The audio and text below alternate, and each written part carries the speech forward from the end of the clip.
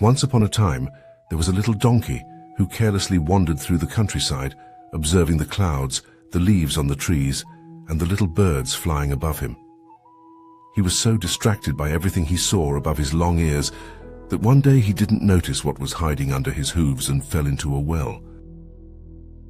Fortunately, the hole of the well was not so deep as to hurt him. However, it was narrow enough to prevent him from getting out, despite his attempts to climb. All he could do was tire himself out terribly in the attempt to get out. Desperate, he began to bray and cry with sadness, unable to climb back up. He was about to lose hope when he saw a shaggy and dirty little boy with a beaming smile on his face, peering into the hole in which he was trapped. After seeing the trapped donkey, the boy ran away. The donkey felt relieved, thinking that the friendly boy had gone to seek help. However, the little boy actually went to call other friends to mock the donkey. The donkey had made a mistake in believing that the boy's smile was one of kindness, when it was actually one of malice. Everyone knew that mysterious little boy. He was the most mischievous in the village and always seemed to be looking for new pranks. At just 5 years old, he was known for his mischief. That day, he had gathered his friends for a prank. They made fun of a poor trapped donkey. "What a stupid donkey, look at him. He can't get out of the hole he fell into," Eleuterio said to his friends, throwing a handful of dirt in the donkey's face. "I have an idea. Let's grab the shovels and bury this stupid tuft," he said, turning to his father. The friends looked at each other. Nobody was convinced to do such a thing. But in the end, they went to look for shovels and any other useful tool to fill the well with earth. When they returned and were about to start, one of them, Demetrius, spoke with a trembling voice. "I don't want to do it.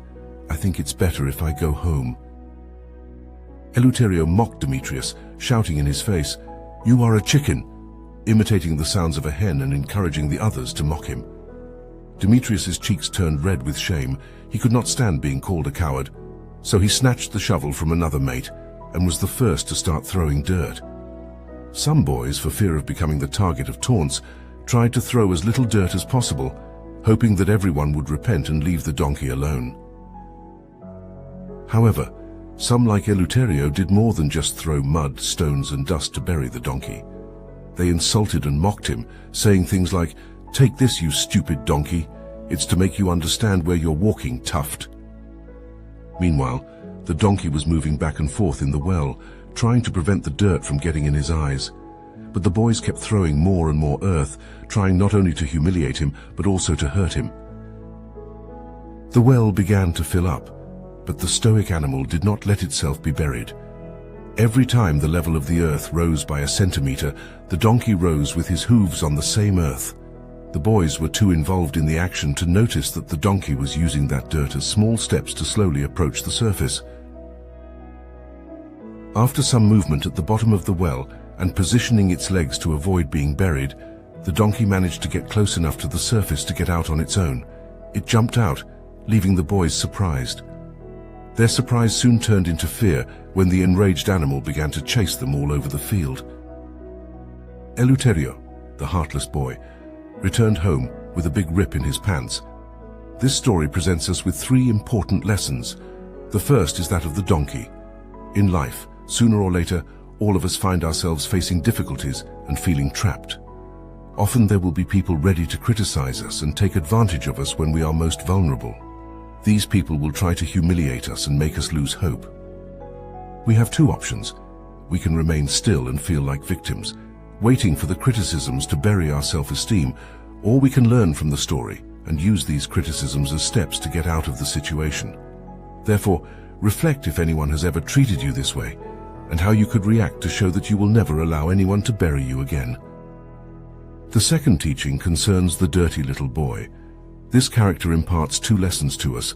Firstly, it reminds us that doing harm to others, especially if we take advantage of their weakness, will ultimately turn against us. What we inflict on others will come back to hit us like an enraged donkey. Therefore, it is better to think twice before taking advantage of someone. Secondly, a happy person does not behave like the dirty little boy. This message in the story is more subtle and difficult to pinpoint, But it is clear that the neglected boy is an unhappy individual seeking revenge against the world. The next time you meet someone like this, try showing empathy. The third teaching comes from Demetrio. We often find ourselves in situations where friends push us or invite us to do things that we know are wrong and that we do not want to do. We do this sometimes to impress others or to avoid being ridiculed. However, the bullying and manipulation that we may be subjected to are unfounded. It is not a sign of intelligence or courage to yield to perform actions that we know are wrong. Demetrio, for example, would have shown more intelligence and courage by refusing to participate in his friend's foolishness. Moreover, it's important to understand that trying to please people who push us to do wrong things can only lead to harm. These people are not true friends, and it would be preferable to have no interaction with them. You shouldn't worry about losing such friendships, as they are not authentic friendships. True friends are those who wish you well and support you in your personal improvement journey. Therefore, you should not give weight to these people's opinions.